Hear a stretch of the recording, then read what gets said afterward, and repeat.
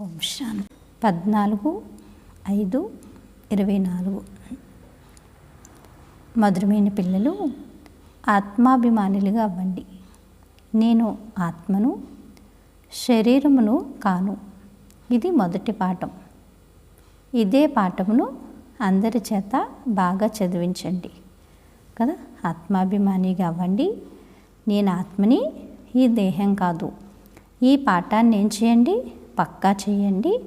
ఇదే చదివించండి అంటున్నారు బాబా. ప్రశ్న: జ్ఞానమును వినిపించే విధానం ఏమిటి?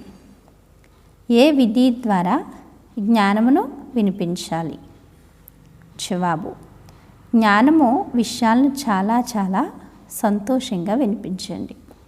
జ్ఞానం వినిపించే విధానం ఏంటి? ఎలా చెప్పాలి? జ్ఞానం చెప్పేటప్పుడు చాలా చాలా సంతోషంగా వినిపించండి. ఎందుకంటే జ్ఞానంలో ఉండే మజ, ఆనందం, ఆ జ్ఞానం వల్ల మనం పొందిన ప్రేమ, పరమాత్మ నుంచి వచ్చే శక్తులు, అవన్నీ స్వయం అనుభవం చేసుకుని ఆ అనుభవాన్ని ఏం చేయాలి? మాటల రూపంలో వర్ణించాలి. అంటే మన మనసు యొక్క ఖుషీని మన ముఖం ద్వారా ప్రత్యక్షం చేయాలి. భగవంతుడి వల్ల మేము పొందిన ప్రాప్తిది అనే విషయాన్ని అందరికీ కూడా ఏం చేయాలి? మన హర్షిత ముఖం ద్వారా తెలియచేయండి. అంతేకాని తప్పదు కదా అన్నట్లుగా కాదు. తప్పదు కదా అని కథ మొదలెట్టామనుకోండి, వినేవాళ్ళకి నీరసం వచ్చి వినకుండా వెళ్ళిపోతారు. అందుకని కథ చెప్పేవాళ్ళు హుషారు, వినేవాళ్ళని బట్టి. వినేవాళ్ళ హుషారు, చెప్పేవాళ్ళని బట్టి. అందుకని మనం చెప్పడం ఎప్పుడైతే హుషారుగా చెప్పడం మొదలు పెడతామో అప్పుడు వినేవాళ్ళు కూడా ఎలా వింటారు? చాలా ఇంట్రెస్ట్గా వింటారు. ఆటోమేటిక్గా ఏమవుతుంది? బాణం తగులుతుంది. ఏదో జన్మెత్తాం, తప్పదు కదా, బాబా మనకి చెప్పారు, మనం ఏదో చెప్పాలి, అలా కాదు. ఏదైనా సరే మనస్పూర్వకంగా, ప్రేమపూర్వకంగా, విధిపూర్వకంగానే తెలియచేయండి. మీరు పరస్పరం కూర్చుని జ్ఞాన చర్చను చేయండి. జ్ఞానపు మనన చింతన చేయండి. ఆ తర్వాత ఎవరికైనా వినిపించండి. స్వయాన్ని ఆత్మగా భావిస్తూ ఆత్మకు వినిపించినట్లయితే వినేవారికి కూడా ఎంతో సంతోషం కలుగుతుంది అని చెప్తున్నారు బాబా. ఓం శాంతి. బాబా అంటారు, బాబా ఆత్మాభిమానులుగా లేక దేహి అభిమానులుగా కూర్చోండి అని అంటారు. ఎందుకంటే ఆత్మలోనే మంచి లేక చెడు సంస్కారాలు నిండుతాయి. అన్నిటి ప్రభావం ఆత్మపైనే ఉంటుంది. ఆత్మనే పతితము అని అంటారు. పతితాత్మ అని అన్నప్పుడు తప్పకుండా తాను జీవాత్మ అయి ఉంటుంది కదా. ఆత్మ శరీరంతో పాటే ఉంటుంది. మొట్టమొదట ఆత్మగా కూర్చోండి. ఏం చేయండి? ఆత్మగా కూర్చోండి. ఆత్మయే ఈ ఇంద్రియాలను నడుపుతుంది. ఆత్మయే ఈ ఇంద్రియాలను నడుపుతుంది. గడియ స్వయాన్ని ఆత్మగా భావించడం ద్వారా పరమాత్మ గుర్తుకొస్తారు. దేహం గుర్తుకు వచ్చినట్లయితే దేహిక తండ్రి గుర్తుకు వస్తారు. కావున ఆత్మాభిమానులుగా అవ్వండి అని బాబా అంటారు. బాబా చదివిస్తున్నారు. ఇది మొదటి పాఠం. ఆత్మైన మీరు అవినాశి, శరీరం వినాశి కదా. ఆత్మ అవినాశి, శరీరం ఏంటి? వినాశి. మనం ఒక ఆత్మ అన్న ఈ మొదటి విషయాన్ని స్మృతి చెయ్యకపోతే అపరిపక్వంగా అయిపోతారు. నేను ఆత్మను, శరీరమును కాను అన్న ఈ విషయాన్ని ఈ సమయంలో తండ్రి చదివిస్తారు. ఇంతకుముందు ఎవరూ చదివించేవారు కాదు. ఆత్మాభిమానులుగా తయారు చేసే జ్ఞానమును ఇచ్చేందుకే తండ్రి వచ్చారు. ఏ ఆత్మ, నీవు పతితంగా ఉన్నావు. ఎందుకంటే ఇది పాత ప్రపంచమని మొట్టమొదటి జ్ఞానమునిస్తారు. ప్రదర్శనలో కూడా పిల్లలైన మీరు అనేకులకు అర్థం చేయిస్తారు. ప్రశ్నోత్తరాలు జరుపుతారు. కావున ఎప్పుడైతే పగటి సమయంలో మీకు విశ్రాంతి లభిస్తుందో ఆ సమయంలో పరస్పరం కలుసుకోవాలి. ఎవరెవరు ఏమేమి ప్రశ్నలు అడిగారో దానికి తాము ఏ విధంగా అర్థం చేయించారో ఆ సమాచారాన్ని వారిని అడిగి తెలుసుకోవాలి. ఆ తర్వాత వారికి అర్థం చేయించాలి. ఆ విషయంలో అలా కాదు, ఇలా అర్థం చేయించాలి అని చెప్పాలి. అర్థం చేయించే యుక్తులు అందరికీ ఒకే విధంగా ఉండవు కదా, ఒకే పాయింటు. ఒక్కొక్కరు ఒక్కొక్కలాగా అర్థం చేసుకుంటారు, ఒక్కొక్కలాగా అర్థం చేయిస్తారు.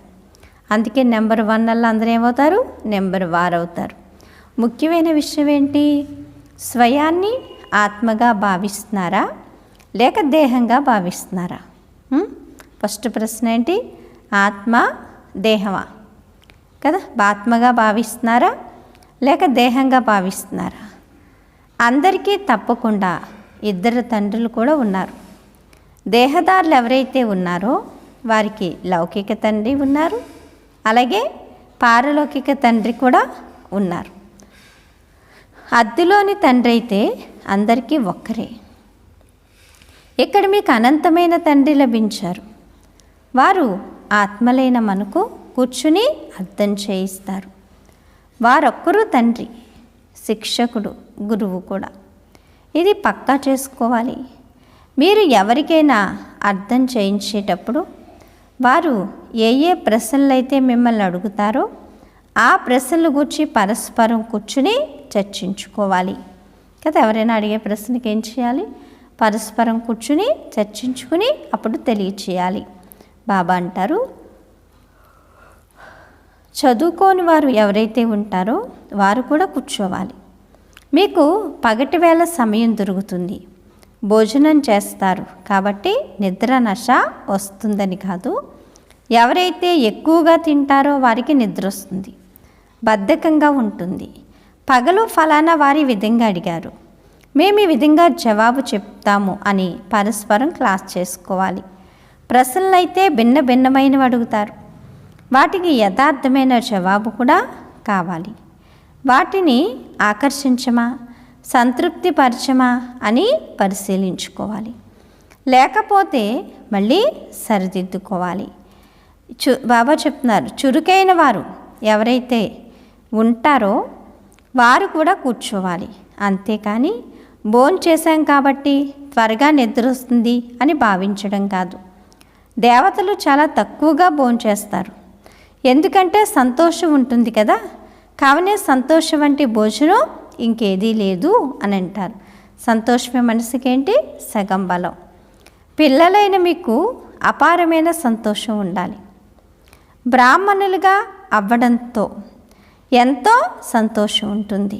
ఎవరైతే తమకు సంతోషం లభిస్తుందో, బాబా అంటున్నారు కదా, బ్రాహ్మణులుగా అవ్వడంలో ఎంతో సంతోషం ఉంటుంది. ఎప్పుడైతే తమకు సంతోషం లభిస్తుందో అప్పుడే బ్రాహ్మణులుగా అవుతారు. దేవతలకు సంతోషం ఉంటుంది కదా అంటున్నారు బాబా కదా. ఉంటుందా ఉండదా? ఉంటుంది కదా. ఎందుకంటే వారి వద్ద ధనము, మహళ్ళు మొదలైనవన్నీ ఉన్నాయి. కావున వారి కొరకు సంతోషమే చాలు. సంతోషంలో భోజనం కూడా చాలా తక్కువగా సూక్ష్మంగా తింటారు. ఇది కూడా ఒక నియమం. ఎక్కువగా తినేవారికి ఎక్కువగా నిద్ర వస్తుంది. ఎక్కువ నిద్ర నశ ఉన్నవారు ఎవరికీ అర్థం చేయించలేరు కూడా. ఇది తప్పదు అన్నట్లుగా చెప్తారు. ఈ జ్ఞాన విషయాలు చాలా సంతోషంగా వినాలి మరియు వినిపించాలి. అర్థం చేయించడం కూడా సహజమవుతుంది అని చెప్తున్నారు బాబా. బాబా పరిచయాన్ని ఇవ్వడమే ముఖ్యమైన విషయం.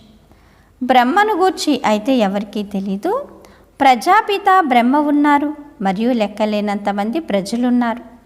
వీరు ప్రజాపిత బ్రహ్మ ఎలా అవుతారో అన్నది చాలా బాగా అర్థం చేయించాలి. ఇతడి అనేక జన్మల అంతిమంలోని అంతిమ వానప్రస్థ అవస్థలో నేను ప్రవేశిస్తాను అని బాబా అర్థం చేయించారు. లేకపోతే ధనం ఎక్కడి నుండి వస్తుంది? బాబా అంటారు, ధనం అని శివ బాబా కొరకే గాయనం చేయబడింది. బాబా చెప్తున్నారు, రథం ఎక్కడి నుండి వస్తుంది?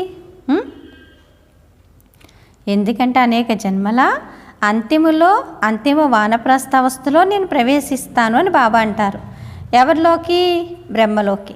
లేకపోతే ఈ రథం ఎక్కడి నుండి వస్తుంది?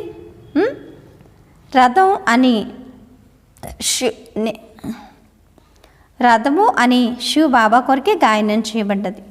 రథంలోకి ఎలా వస్తారు అన్న విషయంలోనే తికమక పడతారు.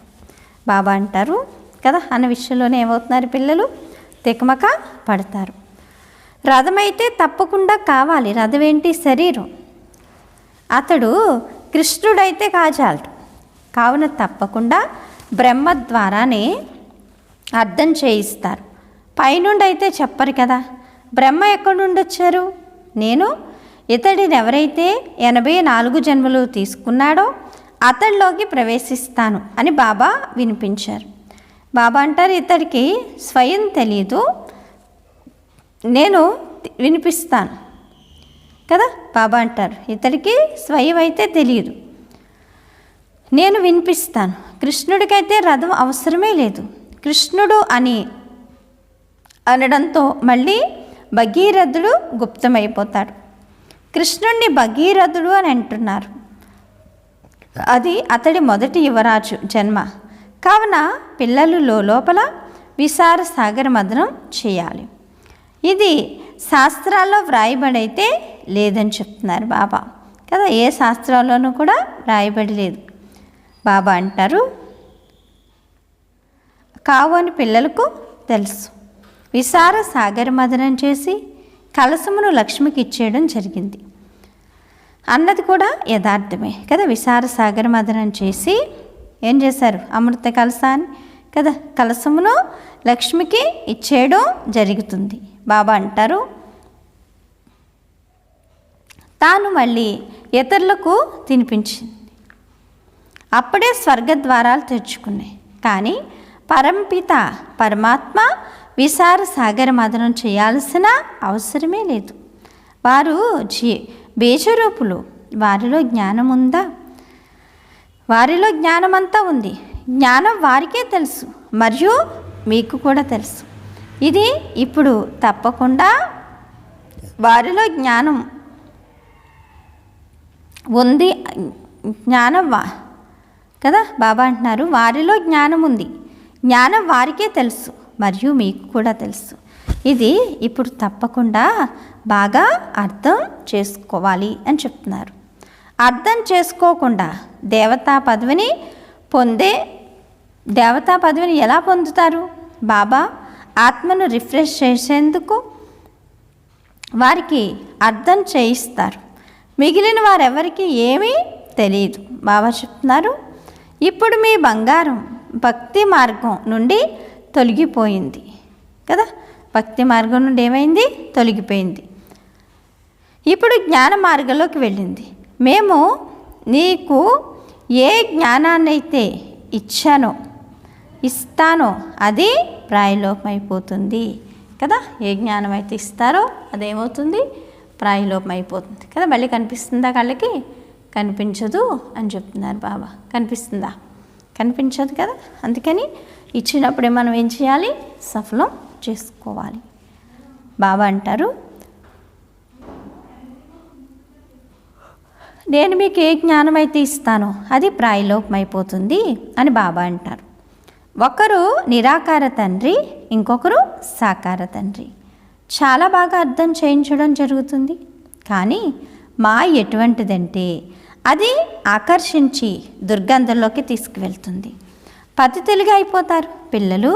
మీరు కామచితిపైకి ఎక్కి పూర్తిగా శ్మశానంలోకి వచ్చేశారు. మళ్ళీ ఇక్కడే తప్పకుండా స్వర్గం ఏర్పడుతుంది. అర్ధకల్పం స్వర్గం నడుస్తుంది మరియు అర్ధకల్పం శ్మశానం నడుస్తుందని అంటారు. తప్పకుండా కదా శ్మశానం నడుస్తుంది. బాబా అంటారు ఇప్పుడు అందరూ ఇక శ్మశాన యోగ్యులుగా అవనున్నారు అని బాబా చెప్తారు. మెట్ల చిత్రంపై కూడా చాలా బాగా అర్థం చేయించవచ్చు కదా. మెట్ల చిత్రం పైన కూడా ఏం చేయొచ్చు? చాలా బాగా అర్థం చేయించవచ్చు కదా. అర్థం చేయించారు మరి అందరికీ. బాబా అంటారు ఇది పతిత రాజ్యం.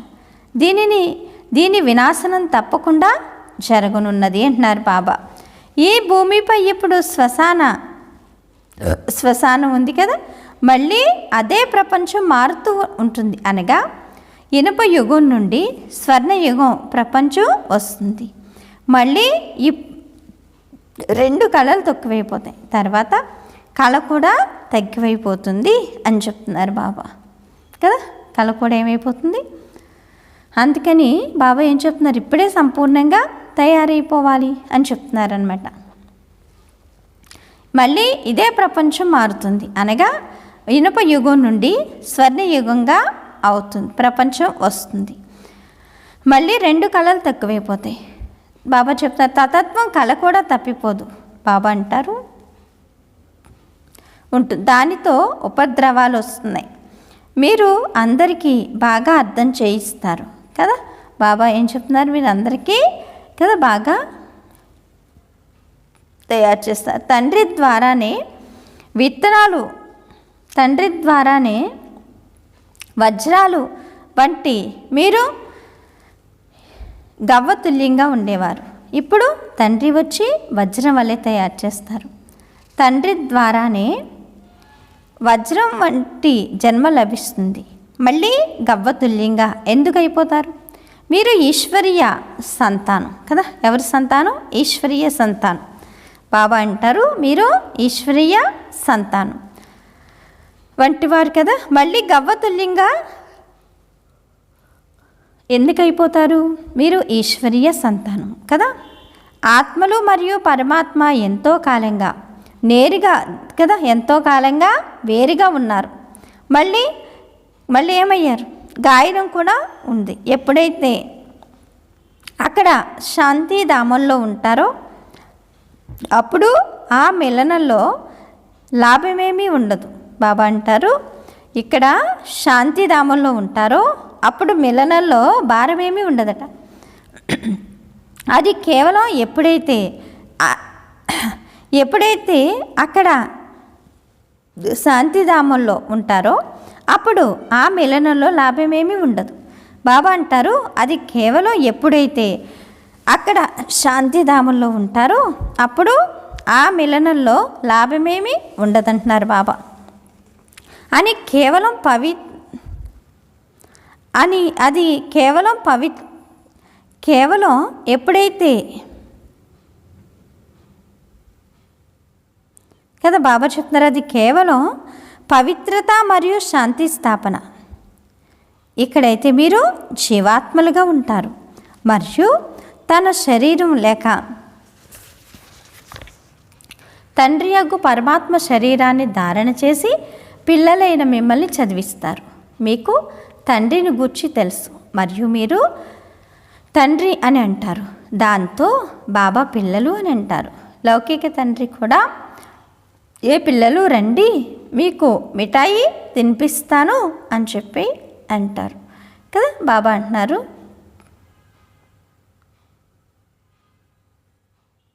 అలాగే పిల్లలు రండి నేను మిమ్మల్ని వైకుంఠానికి అధిపతులుగా తయారు చేస్తాను అని ఈ తండ్రి కూడా అంటారు. దాంతో అందరూ పరిగెడతారు. పతితులైన మనల్ని పావనంగా తయారు చేసి పావన ప్రపంచపు విశ్వాధిపతులుగా తయారు చేసేందుకు ఇప్పుడు తండ్రి రండి అని వారిని పిలుస్తున్నారు కదా. అందుకే ఎవరిని పిలుస్తున్నారు? తండ్రిని రమ్మనమని పిలుస్తున్నారు. మళ్ళీ నిశ్చయం ఉన్నట్లయితే అది జరుపుకోవాలి కదా. పిల్లలే పిలిచారు, నేను పిల్లల కోసమే వస్తాను. మీరు నన్ను పిలిచారు అని నేను పిల్లలతోటే అంటాను. ఇప్పుడు నేను వచ్చాను పతిత పావనుడు అని కూడా తండ్రిని అంటారు కదా. గంగా మొదలైన వాటిని నీరు ద్వారా మీరు పావనంగా అవ్వజాలరు. అర్ధకల్పం మీరు తప్పుగా నడిచారు. భగవంతుణ్ణి వెతుకుతారు కానీ అది ఎవ్వరికీ అర్థం కాదు. ఏ పిల్లలు అని బాబా అంటారు. కావున పిల్లల నోటి నుండి కూడా అదే ఉల్లాసంతో హే బాబా అని వెలువడాలి. బాబా అంటారు కానీ అంత ఉల్లాసంలో వెలువడడం లేదు. బాబాని కోసం చెప్తున్నారు కానీ పిల్లలు అంత ఉత్సాహంగా అయితే చెప్పట్లేదు అంటున్నారు బాబా.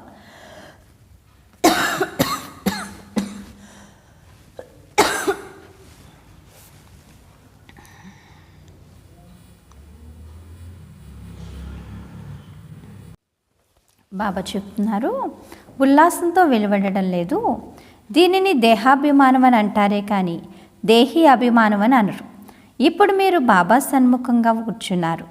అనంతమైన తండ్రిని స్మృతి చేయడం ద్వారా అనంతమైన రాజ్యాధికారం కూడా తప్పకుండా గుర్తుకొస్తుంది. ఇటువంటి తండ్రిని ఎంత ప్రేమగా స్మృతి చేయాలి? బాబా మీరు పిలవడం వల్ల వచ్చారు కదా, పిలవడం వల్ల బాబా వచ్చారు. డ్రామానుసారంగా ఒక్క నిమిషం కూడా ముందు వెనుకకు వెళ్ళజాలి. ఓ గాడ్ ఫాదర్, దయ చూపించు, ముక్తిని ప్రసాదించు. మేమందరం రావణ్ణి సంఖ్యలో ఉన్నాము, మీరు వచ్చి మార్గదర్శకునిగా అవ్వండి అని అందరూ పిలుస్తున్నారు. కావున కదా తండ్రి మార్గదర్శకుడు కూడా అవుతారు. అందరూ వారిని ఓ లిబరేటర్ గైడ్, మీరు వచ్చి మాకు మార్గదర్శకునిగా అవ్వండి, మమ్మల్ని కూడా మీ తోడుగా తీసుకువెళ్ళండి అని పిలుస్తారు. ఇప్పుడు మీరు సంగమ యుగంలో నిల్చున్నారు. బాబా అంటారు, తండ్రి సత్యయుగి స్థాపన చేస్తున్నారు. ఇప్పుడు కదా బాబా ఎవరు? బాబా సత్యయుగి స్థాపన చేస్తున్నారు. బాబా అంటారు, ఇప్పుడు ఇది కలియుగం, కోట్లాది మానవులు ఉన్నారు. సత్యయుగంలో కేవలం కొద్దిమందే దేవీ దేవతలే ఉంటారు అంటున్నారు బాబా. బాబా చెప్తున్నారు, మరి తప్పకుండా వినాశనం జరిగే ఉంటుంది కదా, అది కూడా మీ ముందుకు రాలేదు కదా. బాబా చెప్తున్నారు, ఎందుకంటే అది కూడా మీ ముందు ఉంది.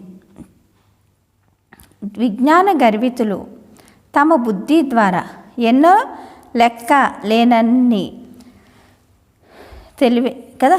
బాబా ఏం చెప్తున్నారు? విజ్ఞాన గర్వితులు తమ బుద్ధి ద్వారా ఎన్నో తెలివితేటలను చూపుతూ ఉంటారు అన్న గాయనం కూడా ఉంది. బాబా అంటారు, చరిత్ర పునరావృతం అవుతుంది. చరిత్ర ఏమవుతుంది? పునరావృతం అవుతుంది.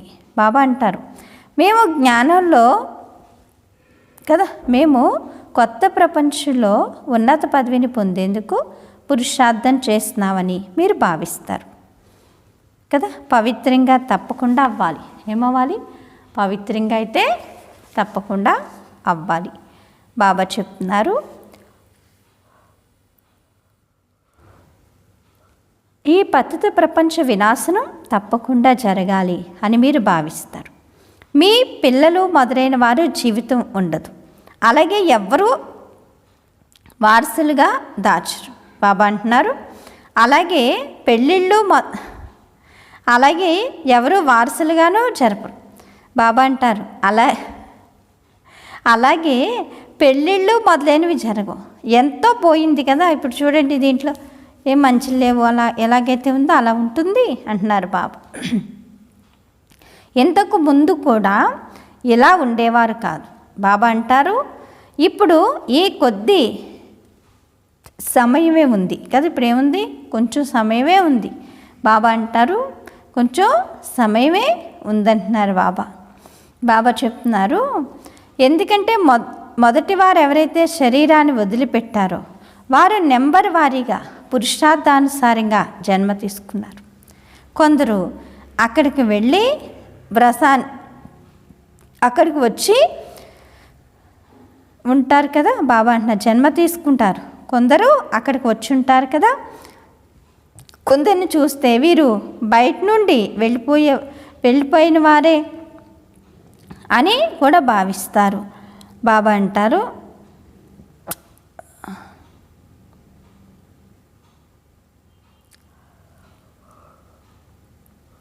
బాబా చెప్తున్నారు, ఎందుకంటే కొందరు ఇక్కడికి వచ్చి ఉంటారు కూడా. కొందరిని చూస్తే వీరు ఇక్కడి నుండి వెళ్ళిపోయేవారే అని కూడా అనిపిస్తుందట. వారికి జ్ఞానం లేకుండా అంత ఆనందం కలుగుతూ మేము ఇక్కడికి వస్తాము అని తమ తల్లిదండ్రులతో కూడా అంటారు. ఇవి చాలా సహజంగా అర్థం చేసుకోవాల్సిన విషయాలు. వినాశనం తప్పకుండా జరగవలసింది. యుద్ధాలు ఏర్పాట్లు కూడా జరుగుతూ ఉన్నాయి కదా. వినాశనం అయితే జరగవలసింది. యుద్ధానికి సిద్ధంగా కూడా అందరూ తయారు చేసుకుంటున్నారు. వీరు సగం ఖర్చు ఈ యుద్ధ సామాగ్రిలోనే ఖర్చు అవుతుంది. ఏరోప్లాన్లు మొదలైన వాటిని ఎలాంటివి తయారు చేస్తారంటే ఇంట్లో కూర్చునే మొత్తం అన్నీ అంతమైపోతాయట అని అంటున్నారు బాబా కదా. అంతిమ సమయానికి అన్ని రకాలుగా తయారు చేస్తారు. ఇటువంటి వస్తువులను తయారు చేస్తూ ఉంటారు.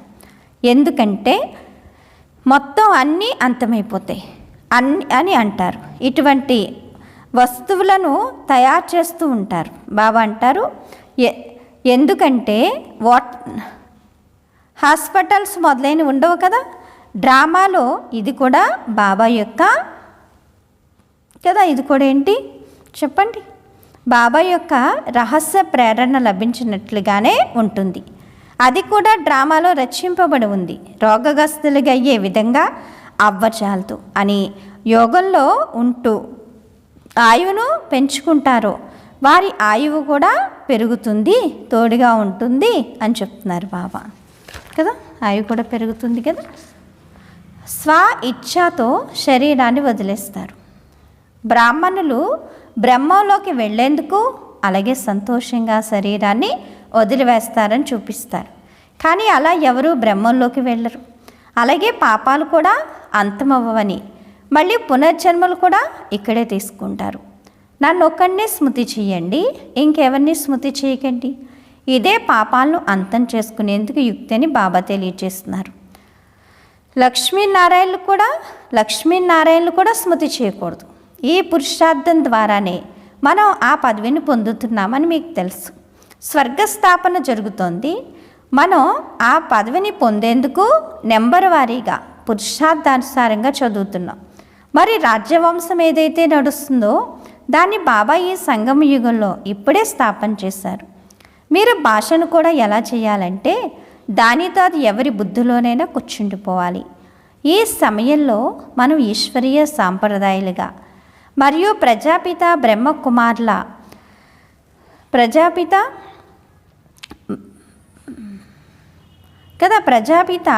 బ్రహ్మ ముఖ వంశావళి సోదరులుగా ఉన్నారు. ఆత్మలైన మనమందరూ సోదరులు. బ్రహ్మకుమారి కుమార్ల వివాహం జరగదు. ఎలా పడిపోతారో కూడా బాబా అర్థం చేయిస్తారు. కామాగ్ని తగలబెడుతుంది. కానీ ఒక్కసారి నేను పడిపోతే చేసిన సంపాదన అంతా అంతమైపోతుంది అన్న భయం ఉంటుంది. కామం ద్వారా ఓడిపోతే పదభ్రష్టులుగా అయిపోతారు.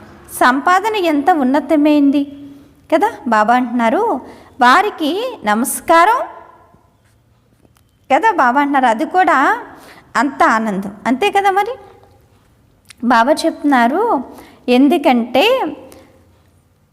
కోట్లాని రెట్ల సంపాదిస్తారు. బాబా అంటున్నారు కదా ఏం చేయాలి, కోట్లాని రెట్ల సంపాదన జమా ఖాతాలో జమ చేసుకోవాలి. జమ చేసుకుంటారా, మరి ఆలోచిస్తారా? బాబా అంటారు సంపాదన ఎంత ఉన్నతమైంది. మనుషులు కోట్లాను రెట్లు సంపాదిస్తారు. కానీ ఇది ఎందుకంటే కోట్లాను రెట్లు సంపాదిస్తారని కొద్ది సమయంలో అది అంతా అంతమైపోనున్నదని వారికి కూడా ఏం తెలుసు, ఈ ప్రపంచం అంతమవనున్నదని. మమ్మల్ని ఎవరో ప్రేరేపిస్తున్నారు, దాంతో మేము తయారు చేస్తున్నామని బాంబులు తయారు చేసేవారు కూడా తెలుసట. వాళ్ళు కూడా అనుకుంటారట మా సొంతం కాదు, ఇవన్నీ చేయడానికి మాకెవరో ప్రేరణ ఇస్తున్నారు అనేసి. అచ్చా, మధురాతి మధురమైన ఆత్మీక పిల్లలకు మాతాపిత బాప్దాదాల ప్రియ స్మృతులు కదా. మాతాపిత బాప్దాదాల ప్రియ స్మృతులు మరియు గుడ్ మార్నింగ్. ఆత్మీక పిల్లలకు ఆత్మీక తండ్రి నమస్తే. ధారణ కొరకు ముఖ్య సారం ఫస్ట్ పాయింట్, జ్ఞానమును లోపల కూరుకోవాలి. జ్ఞానాన్ని ఏం చేయాలి, లోపల కూరుకోవాలి అనగా విచార సాగర మదనం చేయాలి. పరస్పరం జ్ఞానపు ఆత్మీక సంభాషణ చేసి ఆ తర్వాత ఇతరులకు అర్థం చేయించాలి. బద్ధకమును వదిలివేయాలి అని చెప్తున్నారు బాబా. సెకండ్ పాయింట్, దేహీ అభిమానులుగా అయ్యి ఎంతో ఉల్లాసంగా బాబాను స్మృతి చేయాలి. నేను గవ్వల నుండి వజ్రాలుగా అయ్యేందుకు బాబా వద్దకు వచ్చాం అన్న ఈ నషాలోనే సదా ఉండాలి. మనం ఈశ్వరీయ సంతానం కదా అంటున్నారు బాబా కదా. బాబా అంటున్నారు మనం ఎవరు ఈశ్వరీయ సంతానం. వరదానము బాబా అంటున్నారు జ్ఞాన సూర్యుడు జ్ఞానచంద్రునికి సహచరునిగా అయ్యి రాత్రి పగలుగా తయారు చేసే రాత్రిని పగలుగా తయారు చేసే ఆత్మీక జ్ఞాన సితారా బాబా చెప్తారు. ఏ విధంగా ఆ సితారాలు అంటే నక్షత్రాలు రాత్రిపూట ప్రత్యక్షమవుతాయో అలా ఆత్మీక జ్ఞాన సితారాలు ప్రకాశిస్తూ సితారాలని మీరు కూడా బ్రహ్మరాత్రిలో పడుకుంటారు. ఆ సితారాలు రాత్రిని పగలుగా తయారు చేయు కానీ మీరు జ్ఞాన సూర్యుడు జ్ఞానచంద్రుని సహచరులుగా అయ్యి రాత్రిని తీసుకురాకూడదా కదా అందుకని బాబా ఏం చెప్తున్నారు, ఎందుకంటే అని ప్రకృతి శక్తులు మీరు పరమాత్మ సితారాలు ఏ విధంగా ప్రకృతి సితారాల ముందు కదా బాబా అంటున్నారు ప్రకృతి తారామండలలో ఆత్మీక రకాలైన సితారాలు ప్రవేశిస్తూ కనిపిస్తూ ఉంటాయి. అలా మీరు పరమాత్మ రాకుండా కదా పరమాత్మ తారామండలలో ప్రకాశిస్తున్న ఆత్మీక సితారాలు కదా బాబా ఏం చెప్తున్నారు, మీరు ఏ విధంగా బాబా మిమ్మల్ని కదా నేను అందుకనే పిల్లలకి బాబా ఏం చెప్తున్నారు, ఎప్పుడూ ముఖం అరిషితంగా ఉండాలి, ప్రకాశిస్తూ ఉండండి అని చెప్తున్నారు బాబా. అచ్చా స్లోగన్ను సేవా ఛాన్స్ లభించడం అనగా ఆశీర్వాదాలతో ఒడిని నింపుకోవడమే.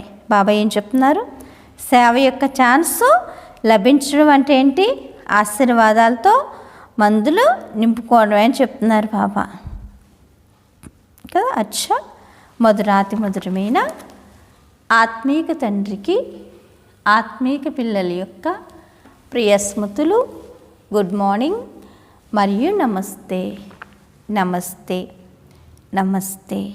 మధురమైన బాబా, ప్రియమైన బాబా, నా బాబా, ధన్యవాదాలు బాబా. ఓం శాంతి. ఈరోజు స్వమానం నేను జ్ఞాన సితారా ఆత్మను, నేను జ్ఞాన సితారా ఆత్మను, లేదా నేను ఆత్మను జ్ఞాన సితారాను అనుకోండి. అచ్చా ఓం శాంతి.